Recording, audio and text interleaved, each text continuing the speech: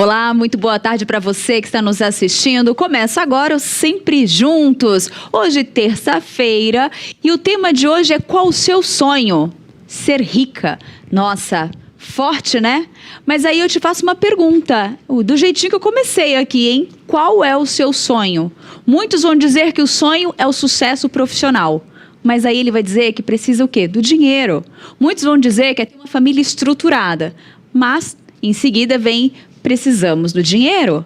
Muitos, eles vão dizer que é realizar um projeto. Mas para que esse projeto aconteça, ele vai precisar do dinheiro. Gente, uma vez eu perguntei para uma jovem qual era o sonho dela. E ela resumiu tudo. Ela disse: ser rica. E aí? Há problemas em querer ser rico? Há problemas em querer ter dinheiro? Bem, Deus, na Bíblia, ele fala sobre o dinheiro, mas ele fala também da forma como nós lidamos com ele ali, como deveríamos lidar. Mas para falar desse tema, hoje eu vou contar com a ajuda do nosso seminarista Paulo Menezes, que está aqui com a gente no estúdio. Boa tarde, Paulo. Boa tarde, Tainá. Estou muito feliz de estar aqui. Obrigado pelo convite. Muito bom estar com você aqui. E quando você viu ali essa introdução, né? A gente fala qual o seu sonho, né? Tenho muitos sonhos, mas muitas vezes o dinheiro, ele tá atrelado, ele tá ali juntinho com muitos planos, muitos sonhos, muitas alegrias, muitas tristezas. O dinheiro, ele tá bem ali, né? Caminhando. Como que a gente deve tratar esse assunto, Paulo? Como que você vê essa questão? A resposta para a pergunta da jovem sempre está centrada em qual é a sua intenção em ser rica. Uhum.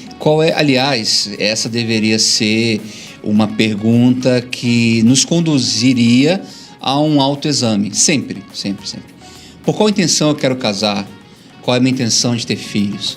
Qual é a intenção que eu devo congregar nessa igreja? Qual é a minha intenção em dar essa cesta básica, em ajudar alguém? Qual é a minha intenção? Qual é a intenção da jovem? Ser rica. Uhum. Porque é para ostentar, é para mostrar que é mais alegre do que outros, é para fazer tudo o que quer, sem limite, sem nenhum tipo de impedimento, sem nenhum tipo de obrigação.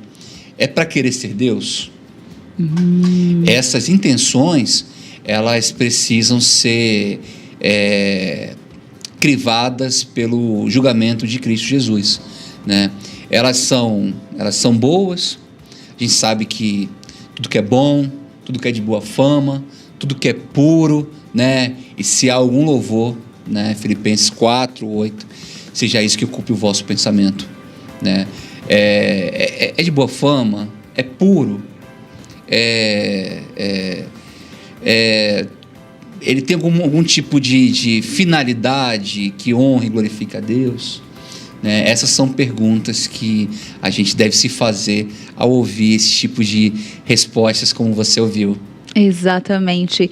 E aí eu te faço uma perguntinha: por que o dinheiro, ele é tão perseguido e ele tem tá sempre ali naquele pedestal ali, né? Na Bíblia já alerta, né, da questão do dinheiro, né, dessa busca obstinada às vezes por esse valor, né, por esse bem. Por que será que essa busca? Bom, essa busca pelo dinheiro, ela tem muitos motivos, né? Tem motivos que estão aqui no livro Generosidade, o Segredo da Plena Felicidade, um livro do reverendo Arival Dias Casimiro, pastor da igreja de Pinheiros, presbiteriana de Pinheiros. Ele destaca bem isso.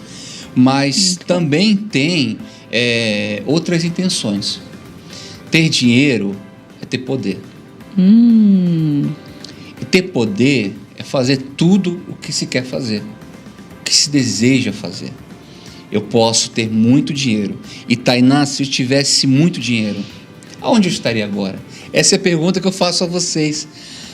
Aonde vocês estariam agora se tivesse muito dinheiro? Aonde? Nós estaríamos em muitos lugares. E lugares variados, depende do coração de cada ser humano, né? E esse lugar que você estaria, te aproxima de Deus? Eu teria muitas coisas. Essas coisas te aproximam de Deus. torna o seu coração mais apaixonado pelo Criador. Neste lugar você consegue ainda estar sensível às necessidades do Criador, ou seja, você consegue amar o teu próximo como a ti mesmo. Você ainda conseguirá amar a Deus sobre todas as coisas. E aí eu lembro de uma historinha que ninguém sabe se é real ou não, mas ela é muito contada nos corredores do seminário teológico. A história diz o seguinte: um senhor que deu tudo o que tinha, e tudo o que tinha era R$200 como oferta para a igreja. E o Senhor o abençoou de uma maneira maravilhosa. Ele passou a ter R$200 milhões, o homem mais rico da cidade. E uma vez ele na igreja, dando o seu testemunho, disse: olha, tudo que eu tinha, eu doei para Deus. E Deus prosperou a minha vida. É então que uma senhorinha, lá atrás, levanta a mão, fica em pé e pergunta: então faz de novo. Doe seus 200 milhões.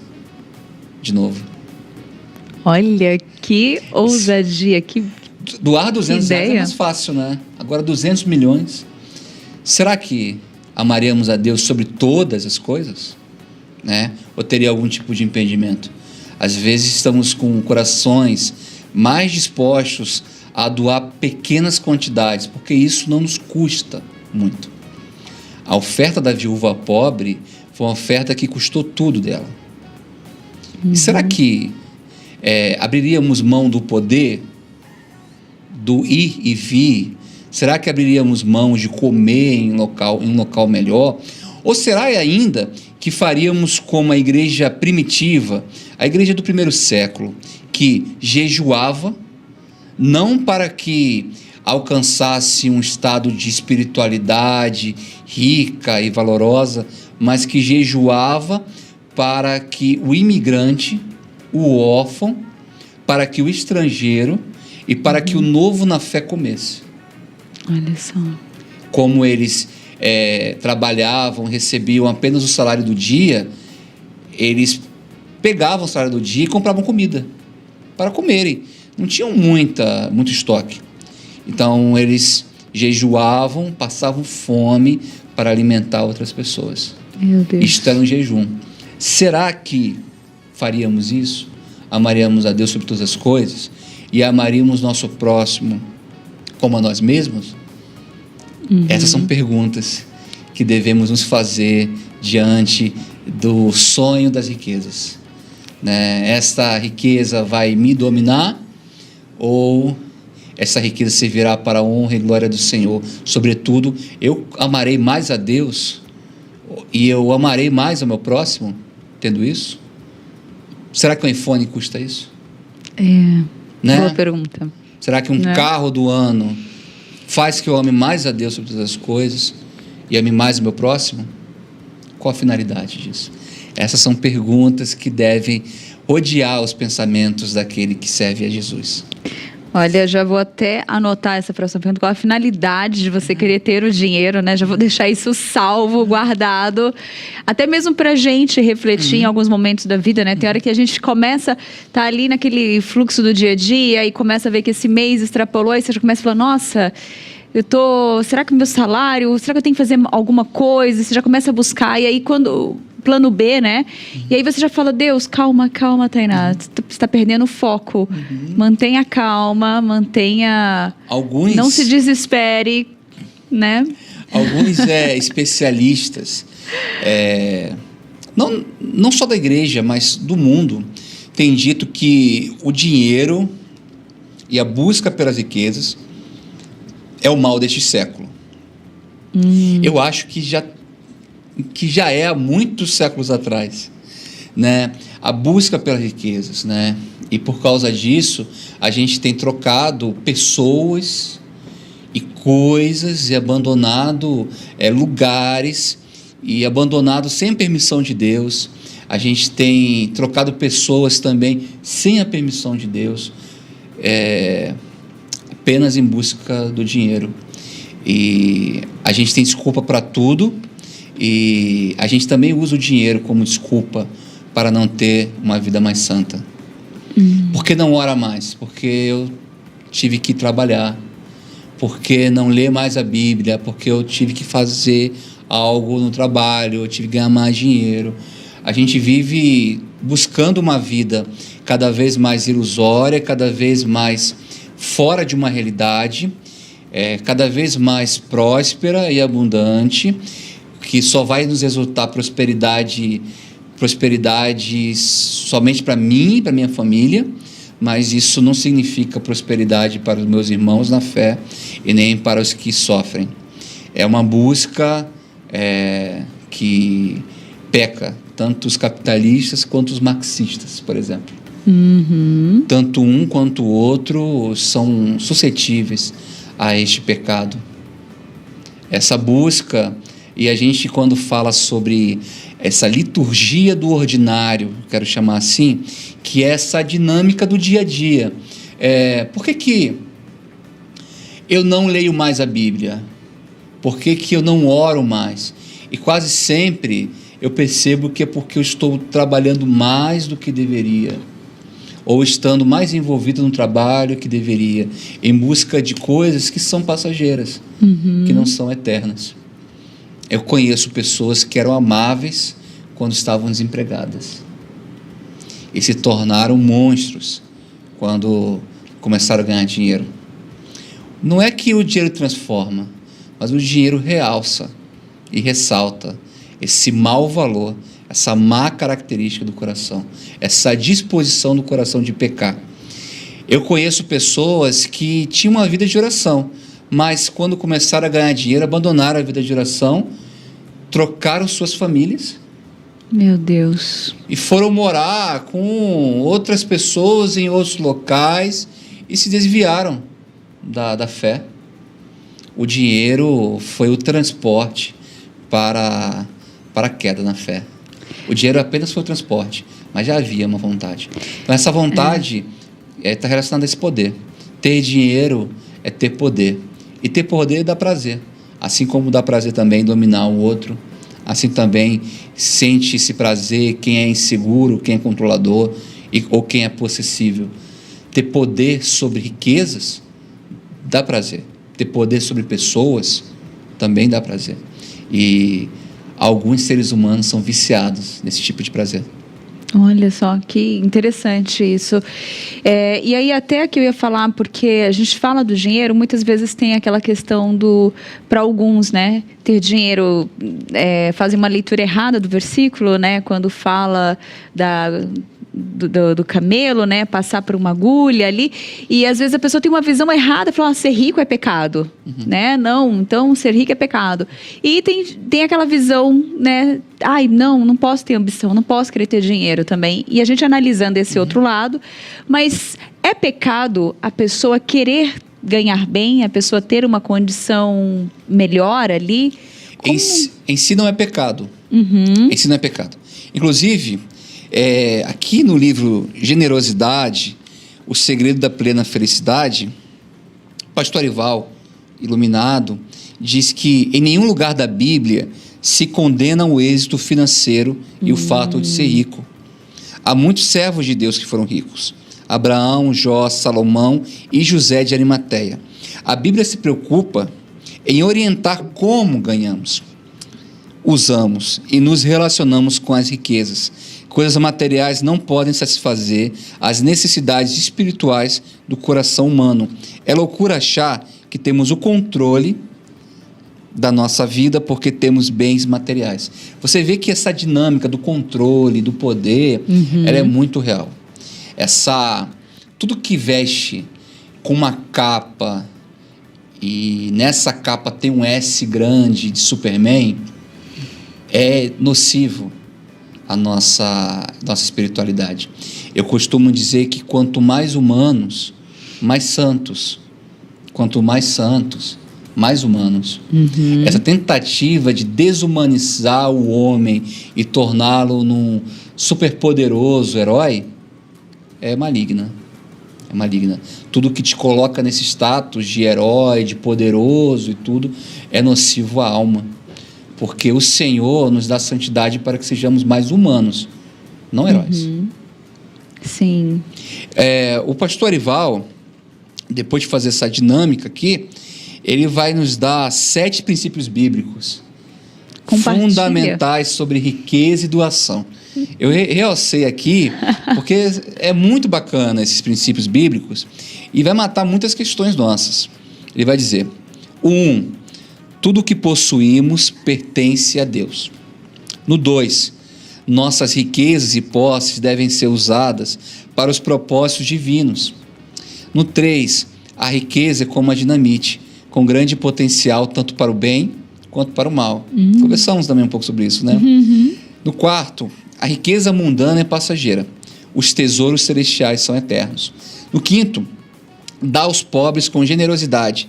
É um dever moral em um mundo caído. No 6, a doação deve ser voluntária, generosa e até mesmo sacrificial, alegre e voltada para as necessidades. No 7, a doação generosa rompe com o poder do dinheiro sobre nós. Está aqui 7 princípios fundamentais. E se você quer descobrir o que não fazer com o dinheiro, é fácil. É só negar as afirmações. No 1, ele diz: tudo que possuímos pertence a Deus. A pergunta que eu faço é: tudo que você possui pertence a Deus? Você sabe que eu fui líder de jovens por muito tempo. E é comum a gente ser testemunha do sucesso dos jovens. É muito gostoso quando eles crescem, prosperam, se formam. E muitos jovens estavam comprando carros e colocando este carro é propriedade exclusiva de Deus. Sabe? Os adesivos? Sei. Deus que me deu. Mais uma vez eu descobri que um dos jovens estava ficando com uma menina dentro do carro. E aí eu fui confrontá-lo e dizer: mas você está usando a propriedade exclusiva de Deus para pecar? Olha só. Tudo é propriedade exclusiva de Deus na tua vida? Tudo pertence a Deus? Tudo. Os seus carros, os seus bens pertencem a Deus? E este é um princípio fundamental. A gente pode negar também a segunda afirmação: nossas riquezas e posses devem ser usadas para os propósitos divinos. Suas riquezas e posses estão sendo usadas para os propósitos divinos? Está sendo usado? Você está gastando mais com o seu pecado ou não? Você está, o teu dinheiro é mais, contribuindo mais para o seu próprio prazer, e às vezes é um prazer pecaminoso. Sim. Né? Tem irmãos que compram casas de praia e somem a igreja domingo. É verdade, né? Porque esses locais, né, de lazer, né? Somem na igreja. Junto ali, normalmente vai ser no dia de adorar a Deus, né? É propósito. Quantos pastores, Tainá, quantos homens que foram chamados à santa vocação não se rendem ao chamado porque possuem muito dinheiro? Ai, gente. Quantas mulheres que seriam ótimas líderes e ótimas pessoas para trabalhar na igreja não se rendem às vocações porque estão ocupadas com dinheiro? Quantos talentos perdemos pela busca desenfreada pelo dinheiro? No 3º, ele vai dizer: a riqueza é como a dinamite, com grande potencial tanto para o bem quanto para o mal. A riqueza tem te dado mais potencial para se santificar ou para pecar? Quando você passou a ganhar mais dinheiro, você se tornou uma pessoa mais santa? Ou você se tornou uma pessoa com mais vícios e pecados? Eu conheço muita gente que se tornou mais pecaminosa. Sim. Mais pecaminosa. Nós temos, infelizmente, né, às vezes relatos de pessoas tão próximas a nós, né? E quantas vezes você não vê até alguém comentando, né? Mas depois que ganhou dinheiro, sumiu. Sumiu. Você vê tantas pessoas que sentem isso com o próximo, né? Era amiga, sumiu. Era marido, sumiu. Era boa esposa, sumiu. Era bom pastor, sumiu. Era um bom funcionário, sumiu. Era um bom provedor, era um bom ajudador, sumiu. quando ganhou dinheiro. E aí ele continua no quarto: a riqueza mundana é passageira, os tesouros celestiais são eternos. Será que estamos buscando essas riquezas, mas pensando que isso se resume apenas nessa vida? Será que o fim das minhas riquezas se resume somente a esta vida terrena? Será que eu não penso na vida eterna? No quinto, dá aos pobres com generosidade. É um dever moral em um mundo caído. Estamos dando aos pobres? Estamos dando aos pobres com generosidade? Há uma preocupação em, por exemplo, quando recebo, eu separo o meu dízimo e oferta, e aqui é interessante também essa questão da oferta e dízimo. Será que também quando eu recebo, eu separo ao menos um valor para ajudar alguém que está em necessidade? Mas eu não conheço ninguém que esteja em necessidade. Talvez essa seja a sua pergunta.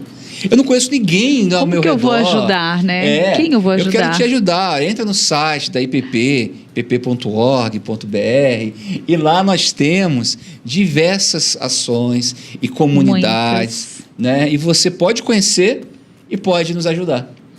Mas será que ninguém no seu bairro está passando alguma dificuldade? Ou ninguém na sua igreja, na sua família? Né? Nós temos na família também. Pois é. Então, será que essa é uma doação com generosidade? Você tem dado isso? No sexto, a doação deve ser voluntária, generosa, até mesmo sacrificial, alegre e voltada para as necessidades. Essa é uma constatação do pastor Arival, que se há uma doação que pode não ser generosa e que pode não ser alegre, é sinal de que há pessoas que estão dando apenas por dever. Estão dando tristes, estão dando, fazendo lamentos e murmurações. É assim que você está dando sua oferta? É assim que você está lidando com o seu dinheiro? Ao dar, você dá reclamando, o famoso pão duro, mão fechada, né? Você nunca dá de uma forma alegre. Já percebeu que todo pão duro, né? Essa pessoa que nós chamamos de avarento, né? Já percebeu que ela nunca dá com o sorriso no... E pode ser a filha pedindo, ou o filho pedindo, pode ser o pai pedindo, sempre dá murmurando, reclamando, lamentando e às vezes expondo o que está doando. E a Bíblia também deixa claro que não devemos dar visibilidade ao que fazemos, que é melhor fazer no oculto e dar para que o Senhor seja glorificado e não a nós mesmos. Será que estamos fazendo dessa forma? Tem gente que dá triste. Isso é uma terrível constatação. Aquele que oferta, ou aquele que dá dinheiro, ou aquele que ganha dinheiro, triste. Deveria ser o contrário, devemos ficar alegres. O apóstolo Paulo vai dizer que é melhor dar do que receber. Eu confesso a você, eu já precisei. E é muito chato precisar. É muito chato. Hoje eu dou, graças a Deus. Mas é muito bom dar. Nossa, eu concordo com o apóstolo Paulo. Ele não estava errado. É melhor dar do que receber. Eu prefiro estar nesse momento dando do que recebendo. Mas às vezes eu já precisei muito. E foi muito bom também receber. Mas melhor ainda, o prazer de dar e doar é inenarrável. Principalmente quando enxergamos os resultados da nossa doação. Quando a gente enxerga isso, a gente fica, uau, valeu a pena ter aberto mão ou não ter satisfeito as minhas necessidades naquele momento e ter investido no próximo. Muito bom. No sétimo, ele vai dizer: a doação generosa sempre rompe com o poder do dinheiro sobre nós. Isso aqui é interessante, porque geralmente o avarento ele é dominado pelo poder do dinheiro e ele prefere reter, não compartilhar. O reino de Deus não é um reino de retenção, é um reino de compartilhamento. Quanto mais damos, mais recebemos. A lógica do reino sempre foi essa. É por isso que os irmãos ceiavam na igreja do primeiro século. Eles ceiavam porque repartiam suas próprias comidas. Então não tinha nada que eles podiam dizer é meu. E Atos vai dizer isso quando ele vai definir e revelar as características da igreja primitiva. Não havia nada que dissesse é meu ou é seu. Tudo era nosso. O pão era nosso, né? O vinho era nosso, as ofertas eram nossas, não haviam propriedades nossas, uma ou sua, mas nossas. E isso me lembra muito também, eu vou estar sempre pendendo por esse lado, viu, Tainá? Claro, fica à porque vontade. Toda vez que a gente entrega uma cesta básica na favela, toda vez, eu subo após a entrega de cestas básicas para conversar com a comunidade e principalmente para conversar com aquele a quem doamos. E quase sempre eu encontro essas pessoas fazendo comida para toda a sua vizinhança. Eles comem juntos, é normal vizinhos comerem juntos. Almoço, eles chamam a vizinha, chamam o outro, compartilham isso. Por que pessoas em necessidade, em extrema necessidade, ao invés de reter esse alimento, porque afinal de contas não há mais outra fonte, por que eles compartilham? Este é um segredo que eu aprendi na vida, de mesmo não ter a preocupação pelo dia de amanhã. Lá no deserto, o Senhor derramava codornizes ali, e a instrução era simples: não reter, amanhã virá, basta cada dia do seu próprio mal. Jesus vai dizer em Mateus 6 que não andeis ansiosos por coisa alguma, né? Observem os pássaros, observem os lírios do campo, né? Eles não trabalham nem fiam, contudo o Pai Celestial os alimenta, né? Essa mania da gente reter é fruto da nossa falta de fé num Deus provedor. Então, a gente revela muito quando a gente consegue doar de forma generosa. Volta à historinha da senhora. Nesse momento, imaginem vocês, há uma senhorinha no fundo da igreja, em pé, perguntando: você faria de novo? Tá, eu vi que você era pobre, que você tinha pouco dinheiro, e que agora você está um pouco melhor, e que você deu tudo lá atrás, no seu passado. Mas a pergunta que eu faço agora é essa: você, nesse seu atual momento, faria de novo? Se você fizer de novo, é sinal de que o dinheiro não controla, mas o seu dinheiro serve a Deus. Jesus vai dizer que é impossível servir a dois senhores. Ou você vai servir ao dinheiro, ou servir a Ele. Porque quando você servir a um, você desprezará o outro. E servindo ao outro, desprezará aquele um. Ele está deixando claro que é impossível ter o dinheiro como Deus e ainda dizer sirvo a Deus. É impossível. E a forma como saberemos se servimos ou não a Deus é respondendo a pergunta da senhorinha: eu faria de novo, eu abandonaria tudo, eu devolveria tudo, eu pegaria tudo que tenho e entregaria novamente. Eu posso fazer isso agora, eu posso fazer isso com todas as despesas, eu posso fazer um relatório daquilo que eu recebo, eu posso pegar todo o meu salário e fazer isso. Eu faria de novo. Eu tenho coragem de fazer isso de novo. Eu faria isso a qualquer momento. Eu sei que eu estou me delongando muito. Não, tá ótimo. Eu quero lembrar a igreja de Cristo que nós fomos chamados, o apóstolo Paulo vai dizer isso muito bem, nós fomos chamados por estrangeiros. Aqui não é o meu lugar, nem o seu lugar, Tainá. Nós somos estrangeiros nessa terra. E nós somos estrangeiros porque não há nada nessa terra que seja nosso. Nada nessa terra seja nosso. Estamos apenas de passagem. Por isso que eu não tenho dinheiro mais. Eu não tenho mais nada, não tenho nem filhos. Afinal, pais não são donos dos filhos. Os pais criam filhos para Deus, não para o mundo. Nem filhos nós temos. Somos como mordomos. estrangeiros nessa terra.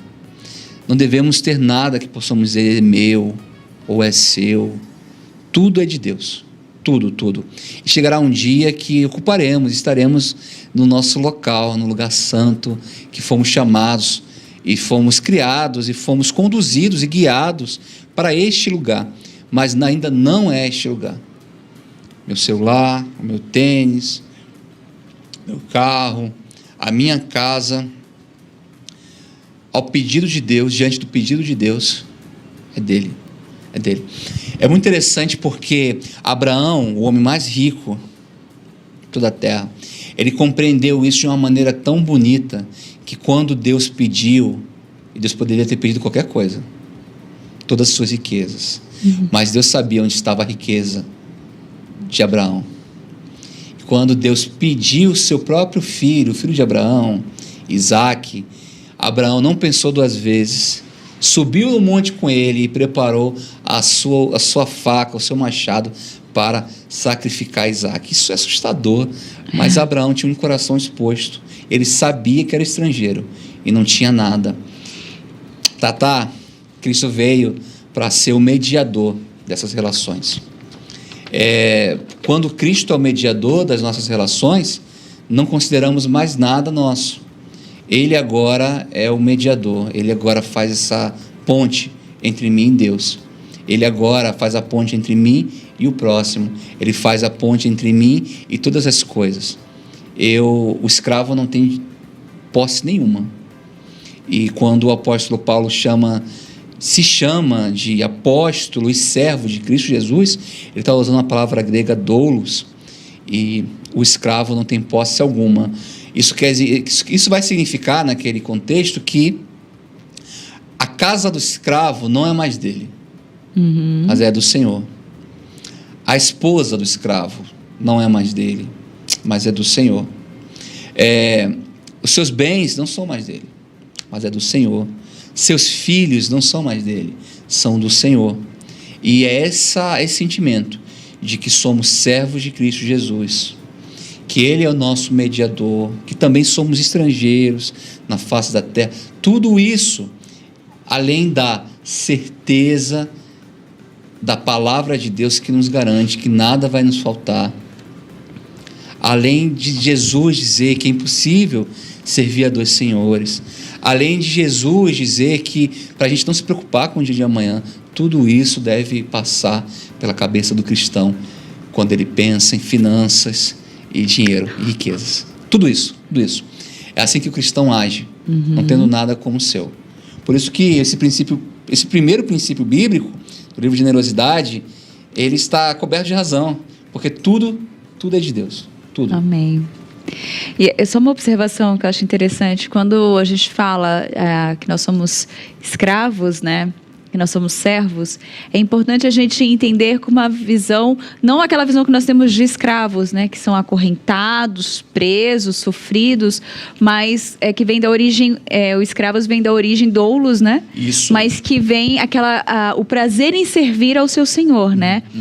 Se a gente for levar nessa tradução mais, a gente ter esse prazer em servir ao nosso Senhor e não fazer porque somos meramente obrigados, estamos acorrentados e presos a Deus, né? Mas é a gente ter esse prazer em fazer, né? Eu gosto... Há uma visão de Oséias que eu gosto muito, e Oséias é um livro muito curioso, mas Oséias vai dizer que com cordas de amor eu atraí. Também. Eu atraí. Nós fomos atraídos a esse Senhor pelo amor. Lindo. E a gente foi atraído com essas cordas de amor. Ele nos atraiu. E isso nos mostra que todos nós temos uma tendência de sermos adoradores de algo. Todo mundo é adorador. Ou de Deus ou de qualquer outra coisa. Aliás, numa pergunta de concílio, foi perguntado a um seminarista aonde está, ou o que é o inferno. O seminarista ficou assim, meio nervoso, e aí um pastor amigo, graças a Deus, o interrompeu aquele momento e disse: eu vou responder. Aonde está o inferno? Inferno é tudo que não é céu. Tudo que não é céu. Então, idolatria é tudo que não é Deus. Muito bom. É tudo que não é Deus. Inferno é tudo que não é céu. Idolatria é tudo que não é Deus. Tudo que não é Deus. E o ser humano é idólatra por natureza. Ele tem uma carência de adorar alguma coisa ou a um Deus. Né? E a gente falou um pouco sobre isso já. Mas o Senhor nos atraiu com amor. O Senhor tem cordas de amor que nos atrai, nos dando uma atenção, realçando os nossos olhos, colocando em nosso coração. Seria impossível adorar a Deus, ser atraído por Deus sem as cordas do Espírito Santo, por exemplo. Sem o Espírito Santo nos convencendo do pecado. Exatamente. Sem o Espírito Santo com gemidos inexprimíveis, clamando por nós. Seria impossível isso acontecer se não fosse o Espírito Santo, porque senão estaríamos como cegos no mundo. Jesus vai dizer que quando ele diz sobre a parábola do Sermão do Monte, ele vai dizer que os nossos olhos são a cadeia do corpo. E ele está dizendo porque quando abrimos os olhos, recebemos o reflexo da luz. Um olho bom é um olho básico isso, um olho que enxerga. E o olho mau é aquele que não enxerga. Por isso Jesus vai dizer, olha, grande luz você vai ter. Um olho bom. Agora, o olho mau, ele vai dizer que grandes trevas habitarão. A gente só vai saber o nível dessas trevas quando fechamos nossos olhos e percebemos que há trevas aqui e a escuridão aqui, mas quando abrimos nossos olhos podemos ver a luz. Jesus está falando sobre o pecador e o não pecador.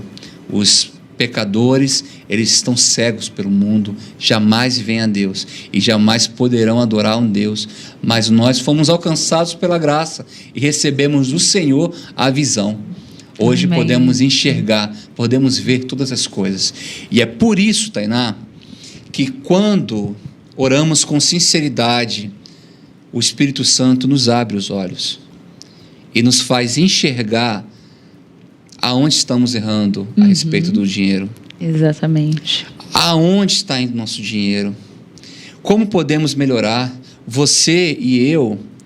Porque a gente não tem aqui, Tainá, uma receita de bolo para a sua vida pessoal, mas eu garanto que se você orar e pedir a Deus para que abra seus olhos e mostre em qual área da sua vida o seu dinheiro tem te dominado, ou aquilo que você possui tem te possuído, eu garanto que se você orar assim, o Espírito Santo, o bom Pai, ele abrirá os seus olhos e lhe fará a ter uma vida mais santa e mais agradável ao Senhor.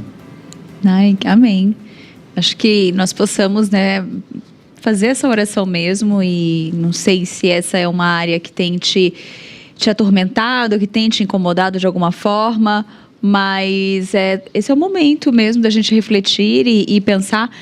Uma vez eu ouvi uma história que eu trabalhei uma denominação, eu trabalhava só, tá, gente? E aí eu ouvi uma história, porque tinha um momento lá que é de prosperidade, né? Eles têm uma teologia da prosperidade. E aí diz que em determinado momento um dos irmãos foi até o pastor com vários papéis e entregou assim, jogou. Ele falou: o que é isso? São as minhas contas do mês. E ele: mas o que eu quero com as suas contas? Ele falou: pastor, o senhor no último culto lá falou que era para ter fé, para entregar tudo que tinha e que Deus ia dar em dobro. Eu entreguei tudo que eu tinha, fechou o mês, as contas chegaram, eu não tinha dinheiro para pagar, não entrou nada, e aí toma aqui. E aí eu falei: e qual foi a tua resposta mediante a esse confronto? Ele falou assim: eu disse para ele, eu falei: olha, a tua fé foi pouca, você entendeu errado a palavra, você estava só intencionado em querer ter o dobro, mas foi isso que ele compreendeu, né? A palavra dele estava dizendo isso. E aí ele devolveu as contas e aí a gente, né? Mas eu quero dizer isso mesmo, a gente tem que tomar cuidado pra gente não buscar, né, nessa intenção, tudo isso e buscar na intenção mesmo só de prosperar, de ter mais, de ter o dobro, usar a Deus como um trampolim pra gente enriquecer. Peraí, Deus é bom, Ele é meu Pai, Ele é Deus Todo-Poderoso, então Ele pode me dar, além de tudo isso que Ele me dá, Ele pode me dar algo a mais. Então tem muita gente que quer usar Deus como um trampolim. Eu vou servi-lo, mas porque eu quero algo em troca. Tem muita gente que, infelizmente, tem uma visão muito errada, distorcida.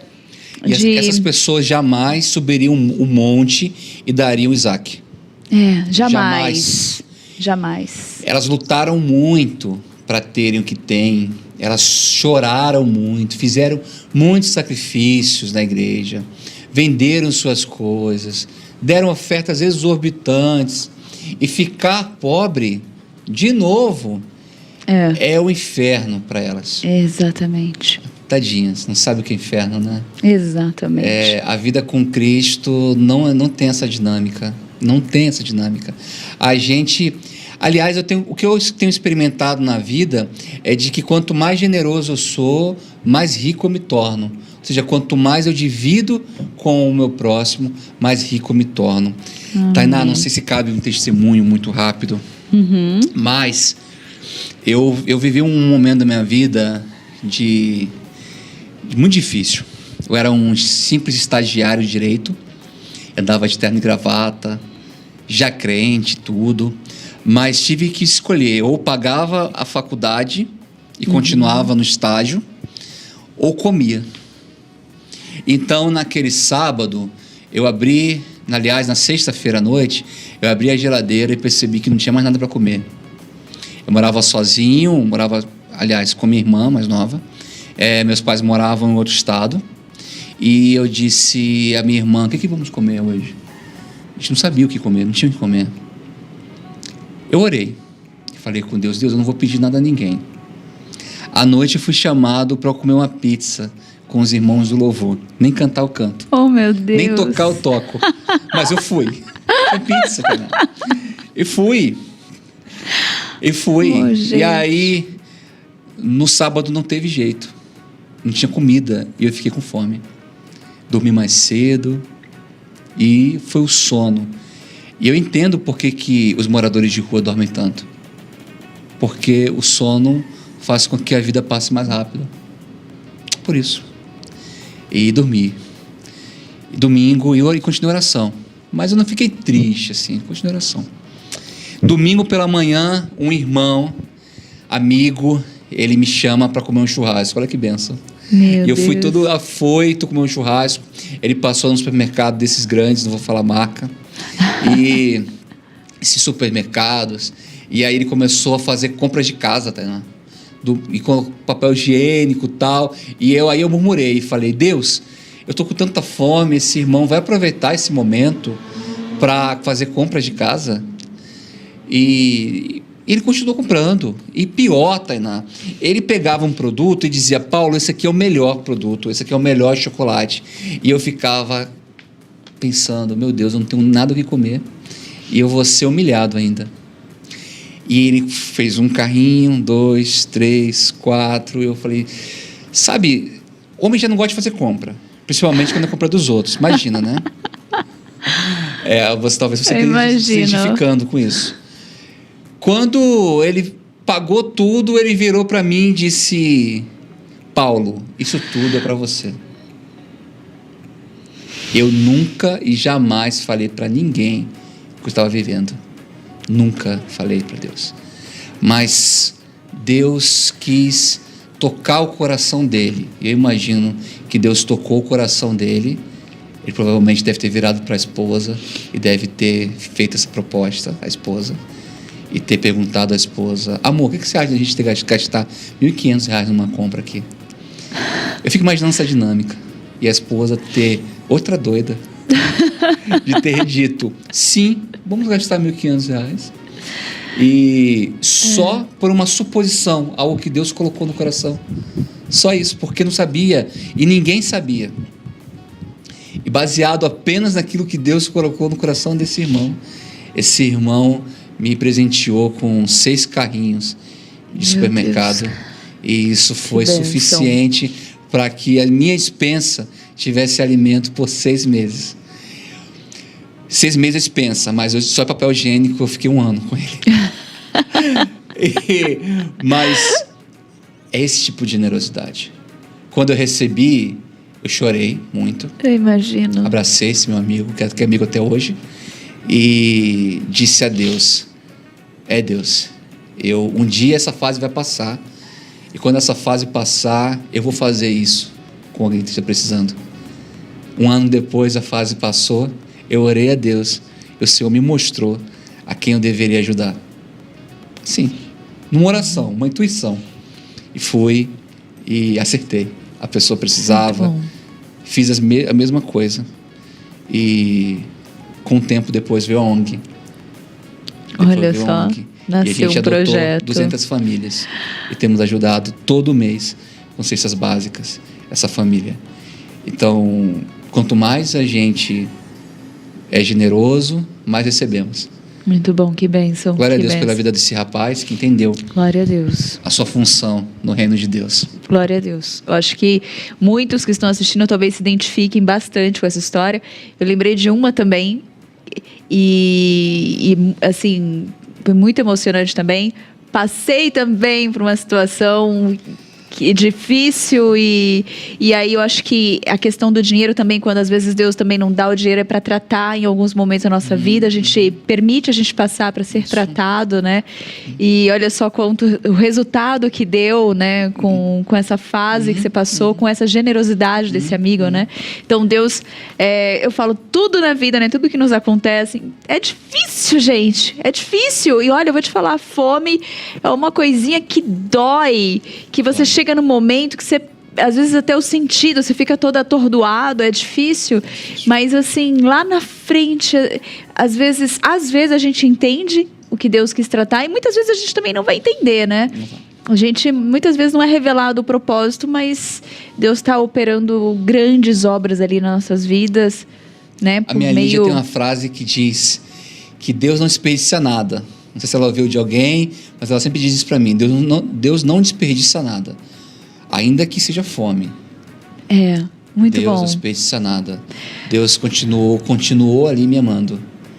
Deus, a gente vive e a gente serve a Deus, um Deus que disse que quando, Jesus, eu te vi com fome? Quando? É um Jesus também que sabe o que é sentir fome.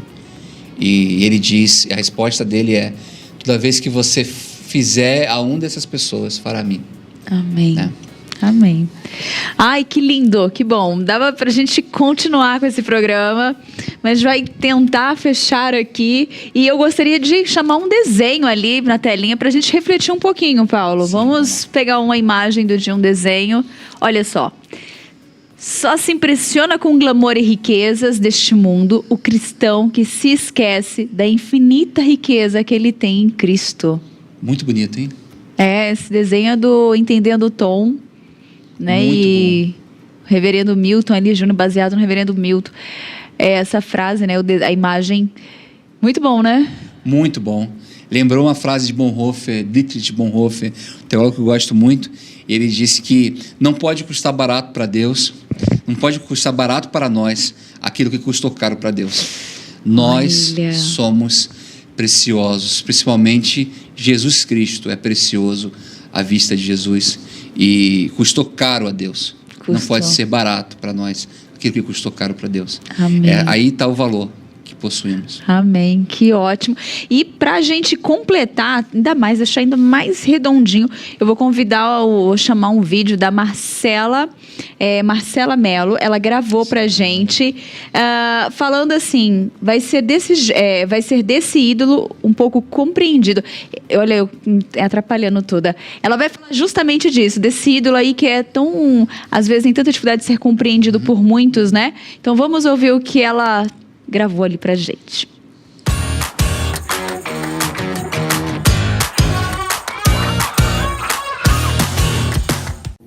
Dinheiro, um ídolo pouco compreendido. Sim, um ídolo.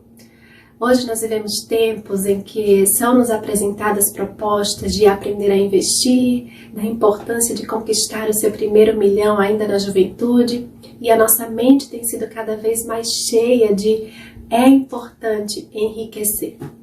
Para quantas pessoas você já perguntou qual o seu sonho? E ela responde, ser rica, ser rico, conquistar meu primeiro milhão, e por aí vai. E isso tem entrado na nossa mente de uma forma tão fácil que a gente nem percebe que estamos fazendo do dinheiro e das conquistas financeiras ídolos no nosso coração. Ah, mas não, eu não adoro dinheiro. Eu só acho que se eu tivesse um pouquinho mais de dinheiro, eu resolveria tantos problemas da minha vida. Pois é, mas lá em Provérbios 23, o próprio Salomão diz pra gente que o dinheiro, assim que nos é conquistado, simplesmente some, fácil. E quanto mais dinheiro você tem, mais fácil será você gastar. Às vezes a gente acha que quem ama o dinheiro é só quem tem muito dinheiro, mas não. Tantas pessoas que não têm tanto dinheiro vivem a sua vida pensando em como são desfavorecidas e acabam que não aproveitam a vida só focadas no dinheiro. E esse dinheiro se torna um ídolo na vida dela, mesmo que ela nem o tenha. Meus irmãos, tudo o que toma o nosso pensamento em primeiro lugar, tudo que nós achamos que pode nos fazer felizes, que não seja o Senhor, é um ídolo. Então entenda, o dinheiro pode ser um ídolo na sua vida sim, quer você tenha ele ou não. Por último, eu vou falar ainda no capítulo 23 de Provérbios, versículo 4. Salomão escreve, não esgote suas forças tentando ficar rico. Tenha bom senso. Esse versículo é suficiente para entendermos que a riqueza não vai levar a gente para muito longe, não. Quem leva a gente para longe é o Senhor. Que Deus te abençoe.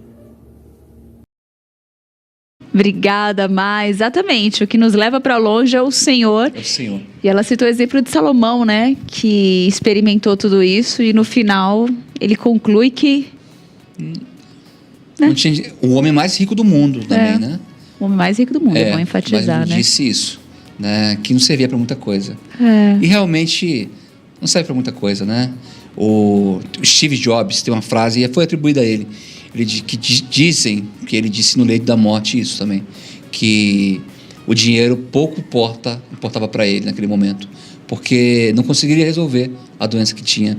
Steve Jobs morreu muito novo, com câncer de pâncreas, se não me engano, e deixou essa fortuna aí, que é a Apple, e não importou o dinheiro nesse momento. Exatamente. Paulo, obrigada. Eu que agradeço, Tainá. Estou à disposição. Sempre que você precisar, pode contar comigo. E Deus te abençoe. Deus continue abençoando o Sempre Juntos, sua vida, sua família, o Dal, que é um amigo do coração, e todo mundo da sua casa. Amém. Que Deus continue nos abençoando todos aqui. A nossa família também aqui, PPTV. Sim. Você que está aqui com a gente, isso para a gente é um presente também. Amém. Abraço, até mais. Tchau. Tchau, mas calma, eu ainda vou chamar um vídeo. Enquanto isso, eu quero chamar aqui um vídeo para saber qual o propósito do dinheiro, né? E como nós devemos lidar com ele. Então, preste atenção. Jesus conhece o nosso coração. Jesus conhece a minha vida e a sua vida muito bem, de forma profunda. Ele é Deus. Ele habitou entre nós. Ele viveu em meio a uma sociedade extremamente obcecada pelo dinheiro, pelos tesouros, pelas riquezas. Cristo sabe que o dinheiro movimenta, além de outras coisas, o coração humano e é capaz e poderoso para nos capturar de uma forma bem forte, poderosa em nossas vidas. Então o primeiro ponto do argumento é, Jesus falou muito a respeito disso. Por exemplo, nas 39 parábolas registradas ali no Novo Testamento, 11 delas falam a respeito de dinheiro. O assunto de dinheiro é falado ao longo de toda a Bíblia, né? O ensino a respeito do dinheiro sempre tem duas categorias, ou é dividido em duas partes.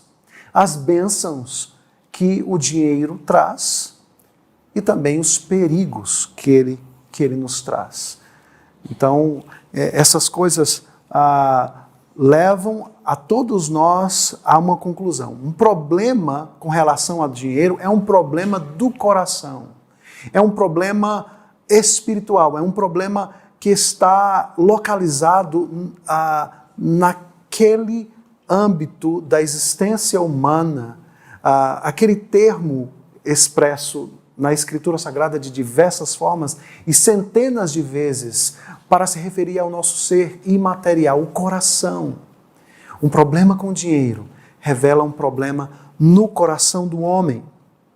É um problema muito mais profundo do que o tamanho do seu cheque-salário, né, do seu olerite, ou, mais especificamente, é um problema muito mais grave do que o seu orçamento financeiro, para mais ou para menos. E nós vamos continuar com a ajudinha deles, né, do reverendo Alberto e do reverendo Tiago Henrique, para nos falar também sobre essa questão que é tão fundamental a gente ter essa clareza, né, para administrar bem as finanças. Mas Deus, amorosamente e soberanamente, Ele usa a nossa vida. E o que o Paul Tripp coloca aqui é: você pode ser um reservatório ou você pode ser um condutor. A sociedade, a ganância do coração humano sempre diz: seja um reservatório. Guarde o que você puder. Não dependa de ninguém. Enquanto a palavra de Deus diz que nós podemos ser e devemos condutores daquilo que nós recebemos das mãos do nosso Deus. A grande questão é: Deus não nos deu o dinheiro simplesmente para prover para a nossa vida. Quando eu trabalho, quando você trabalha, Deus não só está pensando na sua família, na minha, no seu sustento, no seu bem-estar. Deus está pensando no seu reino. Deus está pensando nas pessoas com que você convive, para que você possa ser o meio da graça de Deus para a vida dessas famílias e jovens e pessoas que tanto precisam de um sustento, de ajuda, né? Mas aí vem a seguinte pergunta: eu não sou tão abastado assim para que eu possa ajudar alguém. Há uma frase, não vou saber se eu vou lembrar na íntegra, mas assim que ninguém é tão miserável que não possa dar um pouco da sua pobreza. Então nós podemos, no mínimo, ajudar outras pessoas e ajudá-las para que elas possam também ser supridas. Então, o chamado de Deus para nós é: não sejamos só reservatórios, mas sejamos também pessoas que possam ser condutores do sustento que Ele tem nos dado, como Paul Tripp coloca, para abençoar a vida de outras pessoas. Exatamente, foi até o que nós conversamos aqui anteriormente, né, com a ajuda do Paulo, nós falamos sobre isso também, e aí a gente tem que entender por que nós devemos estar tão atentos ao perigo do dinheiro. Muitas vezes você pode estruturar a sua vida para construir um patrimônio, como o pastor Tiago bem colocou na sua fala, ao responder aquilo que foi colocado para ele. Então esse patrimônio pode ser interpretado como o seu próprio reino, as suas posses, aquilo que você conquistou, aquilo que é seu. Quando a Escritura Sagrada em Tiago diz que todo dom gratuito desce do Pai das luzes. Tudo pertence a Deus. Aquilo que eu tenho e você tem foi dado por Deus. Foi dado por Deus. Portanto, esses 5 pontos nos ajudam a entender esses perigos. Eu posso esquecer a Deus. Eu posso me rebelar contra Deus, eu posso alterar a forma como eu olho as outras pessoas, eu posso alterar a forma como eu olho para mim mesmo, eu posso criar o meu próprio reino em competição com o reino de Deus, eu posso enfraquecer a minha luta contra o pecado. Eu espero que todo esse conteúdo, toda essa conversa, esse material que nós disponibilizamos tenha te ajudado de alguma forma. Lembrando que você pode assistir o vídeo que você viu agora há pouco, né, dos reverendos, na íntegra no nosso canal do YouTube. Aliás, não só esse material, mas tantos outros também referente à generosidade, ao dinheiro. Você pode pesquisar se você ainda tem alguma dúvida e com certeza você terá ali vários vídeos, né, conteúdos que com certeza vão te auxiliar. Gente, agora eu quero chamar a Lídia Dickel, porque ela tem uma novidade pra gente. Uma novidade que não é bem uma novidade, mas ainda assim, você que ainda não conhece a Editora Hebron, preste atenção no que ela vai falar.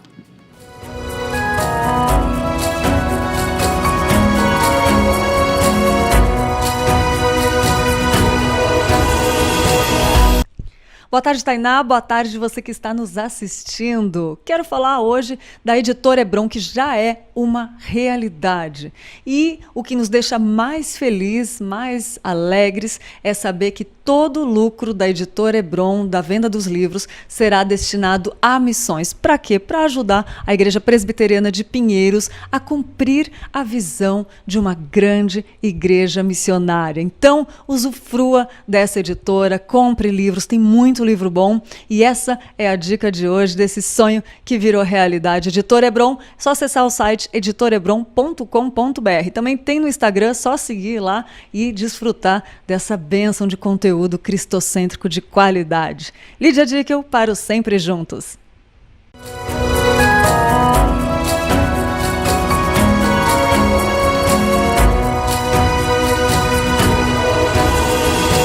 Pensou que pensa você poder auxiliar, né, no trabalho missionário e ainda assim adquirir conhecimento, né? Então entre lá, editorebron.com.br e já possa ali se divertir, hein? Pesquisar todos os livros que você quer adquirir. Inclusive foi o que nós citamos aqui no programa, né? Que é o nosso reverendo Arival Dias Casimiro. Ele tá lá, vai lá, já adquiram para você. Gente, agora o que bombou nas redes é essa do reverendo Hernandes Dias Lopes, nesse momento de tamanha felicidade ali com o netinho no colo, o Bento. Olha o sorriso dos dois, né? Você vê a alegria, né, do vô ali com o seu neto, aproveitando esse momento.